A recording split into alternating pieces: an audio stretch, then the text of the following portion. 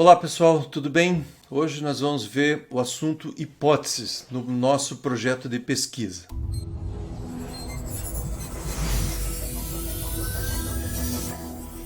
Primeiro, vamos ver onde se posiciona a hipótese no projeto. Ela tem, na verdade, uma relação direta com o problema de pesquisa. Então, como a gente já viu nas aulas anteriores, o problema deve ser enunciado na forma de pergunta, que questiona uma possível relação que possa haver entre, no mínimo, duas variáveis relacionadas ao objeto de estudo pesquisado e passível de observação empírica. A hipótese é uma possível resposta à pergunta da pesquisa, com base no conhecimento disponível ou na lógica científica. Tá? Então vejam bem, a hipótese é uma possível resposta, onde você depois vai tentar provar ou não essa possibilidade. Bom, construção de hipóteses. As hipóteses são a presunção de soluções possíveis que contribuem com o avanço do trabalho do pesquisador. Quer dizer, eu não posso sair assim às escuras fazendo a minha pesquisa. A ideia da hipótese é você ter possibilidades, perspectivas de desenvolvimento de conhecimento dentro daquela área. Tá? Então, por isso que a gente fala que elas são assim os instrumentos de trabalho do cientista, do pesquisador. Para Schauder, as hipóteses são as exteriorizações conjecturais sobre as relações entre dois fenômenos. Então, representam os verdadeiros fatores produtivos da pesquisa com os quais podemos desencadear o processo científico. Tá? Então, aqui eu grifei duas coisas. Então, hipóteses são exteriorizações conjecturais sobre relações entre dois fenômenos. Tá? Quer dizer, você está fazendo conjecturas sobre a possibilidade daquilo estar acontecendo ou não. Tá? E novamente reforço essa questão, representa verdadeiros fatores produtivos da pesquisa. Isso que mostra efetivamente o teu avanço ou não em um determinado aspecto do conhecimento. A hipótese é a explicação, condição ou princípio em forma de proposição declarativa que relaciona entre si as variáveis que dizem respeito a um determinado fenômeno ou problema. Tá? Mas vamos ver algumas definições, eu até peguei aqui do Lakatos e Marconi, só para reforçar bem essa ideia de hipótese. Então, hipótese é uma proposição enunciada para responder tentativamente um problema. Hipótese de trabalho é a resposta hipotética a um problema, para cuja solução se realiza toda a investigação. A hipótese é uma tentativa de explicação mediante uma suposição ou conjectura verossímil destinada a ser provada pela comprovação dos fatos. Tá? E, por último, aqui, hipótese é uma proposição, condição ou princípio que é aceito provisoriamente para obter suas consequências lógicas e, por intermédio de um método, comprovar seu acordo com os fatos conhecidos ou com aqueles que podem ser determinados. Ok? Vejo que todas elas vão todas da mesma direção. Quer dizer, alguma coisa... É uma expectativa de solução para o meu problema, o qual eu relaciono uma ou mais variáveis e depois eu vou tentar provar ou não a existência dessa relação.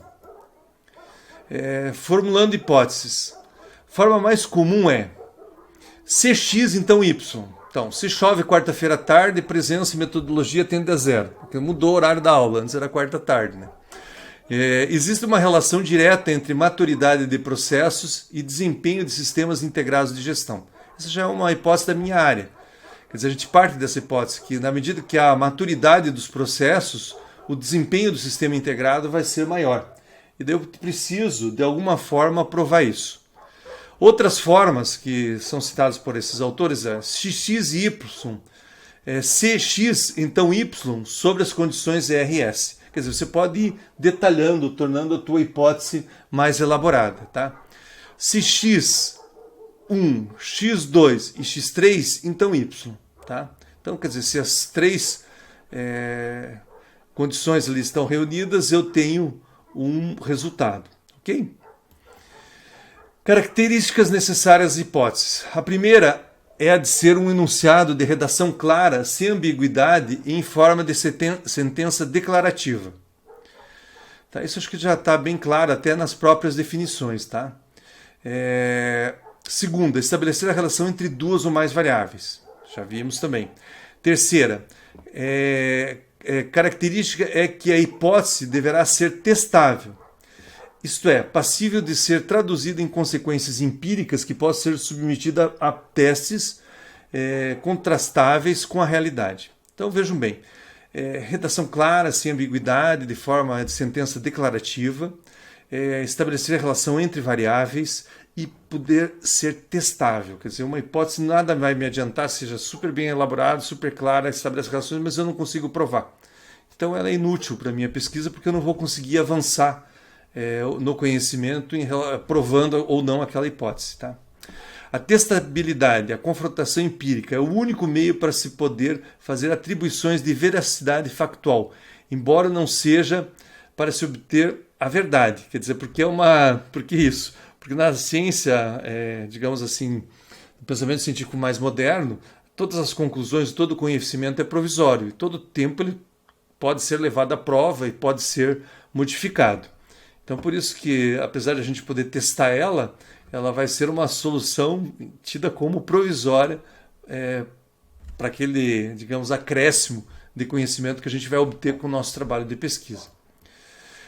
Importância da hipótese. Primeiro, são instrumentos de trabalho da teoria, pois novas hipóteses podem ser delas deduzidas. Tá? Então, quer dizer, se eu tenho uma teoria de base, eu vou criando novas hipóteses e vou testando essas hipóteses e aumentando o poder da minha própria teoria.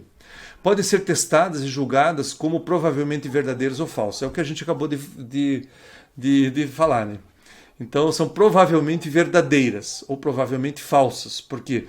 Porque pode vir novas hipóteses, informações complementares e isso ser mudado.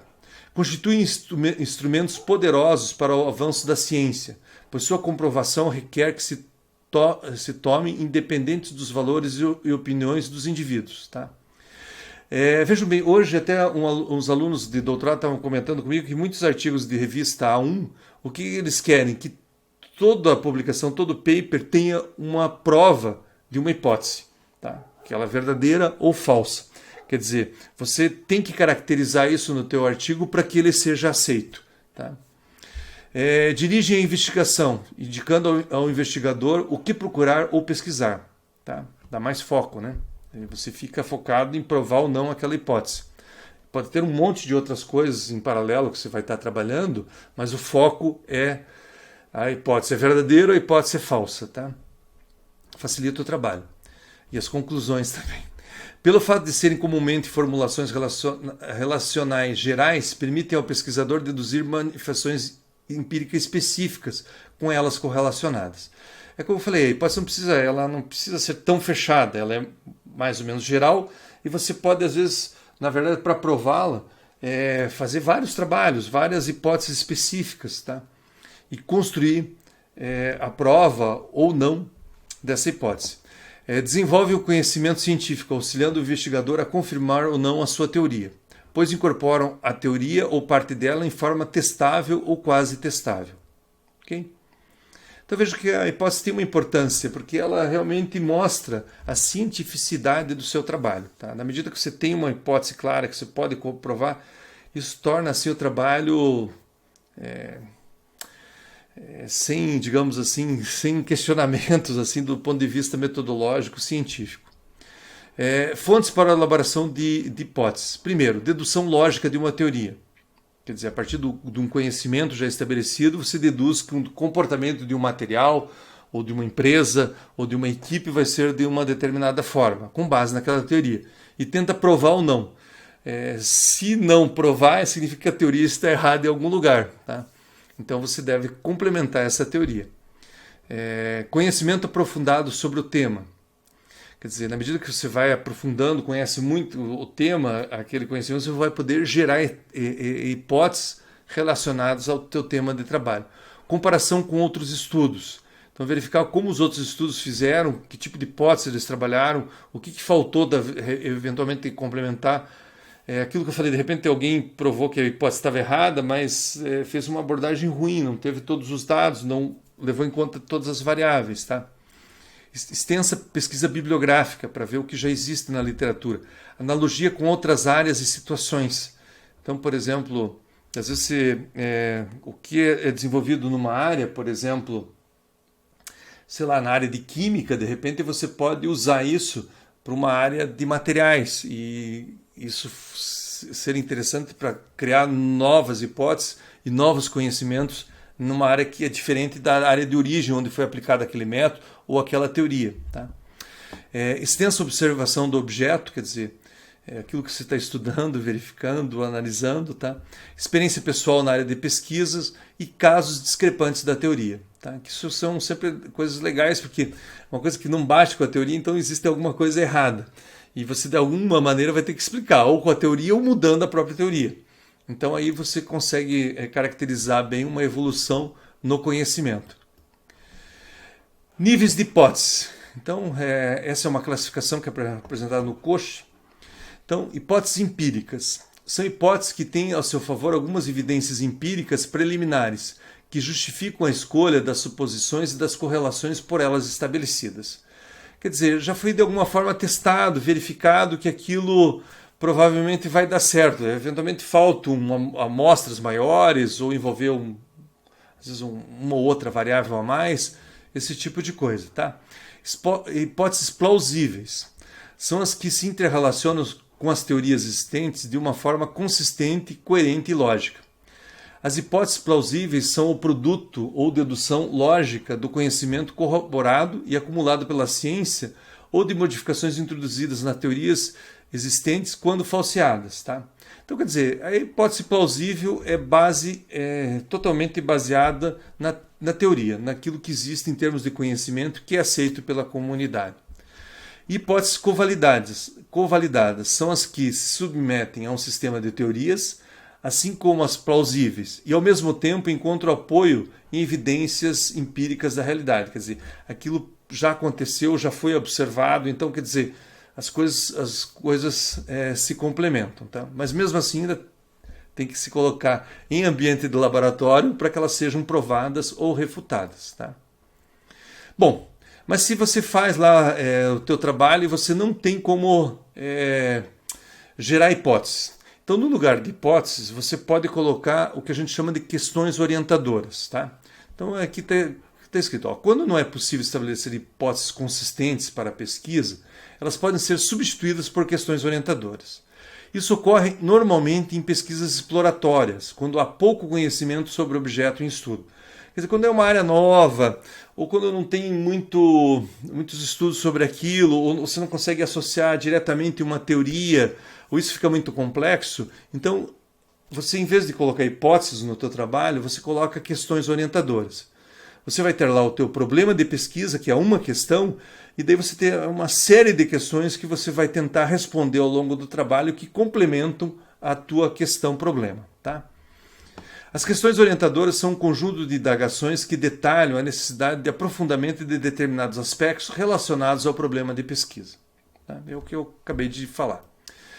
Questões orientadoras auxiliam na busca da resposta do problema de pesquisa proposto. As questões dão um foco, uma direção e auxiliam na definição das etapas da pesquisa, condução da coleta e análise de dados. Então você tem o problema, que normalmente é formulado com uma pergunta, uma questão. As questões orientadoras, elas ajudam a definir as etapas do trabalho, quais os dados que vão ser necessários, que tipo de análise, porque elas vão detalhar a questão do problema. Tá? E a resposta às questões orientadoras, elas vão, na verdade, definir quais são os seus resultados e as conclusões que você vai poder obter. E assim retornar dando resposta à questão do problema. Exemplo de questões orientadoras, esse eu não achei diretamente ligado à nossa área, mas eu achei um outro trabalho sobre a problemática geral, analisar o trabalho dos alunos em tarefas que envolvem exploração de padrões. Era na parte de educação matemática. Então a autora colocou 4 questões orientadoras. Como podemos caracterizar os alunos do 5º ano em tarefas problemáticas que envolvam a descoberta de padrões? Que processos são utilizados pelos alunos na resolução de tarefas problemáticas que envolvam a descoberta de padrões? Qual o papel das diferentes representações na resolução de tarefas problemáticas que envolvam a descoberta de padrões e de que forma essas representações são articuladas? Que relações se pode estabelecer entre a descoberta de padrões e os conceitos matemáticos subjacentes? Então, quer dizer, é fora da nossa área, mas já dá para ilustrar mais ou menos o que seriam as questões orientadoras. Quer dizer, você detalha o teu problema. Tá? Definição das questões orientadoras. Normalmente você vai ter questões mais gerais, bem próximas ao problema, uma, duas, três. Questões menos gerais, com informações um pouquinho mais específicas, e depois questões bem específicas, onde você vai realmente detalhar o problema. Não é ruim se você tiver 10 questões orientadoras no teu trabalho, 15. Tá? Isso mostra que você, digamos assim, está pensando e planejando em detalhar bem o estudo em relação ao problema que você propôs. Tá? Então, você pode ter alguns trabalhos que tem nessa faixa, 10, 15 questões orientadoras. Bom, para finalizar, aqui a gente deixou algumas referências bibliográficas que eu utilizei para essa apresentação. Obrigado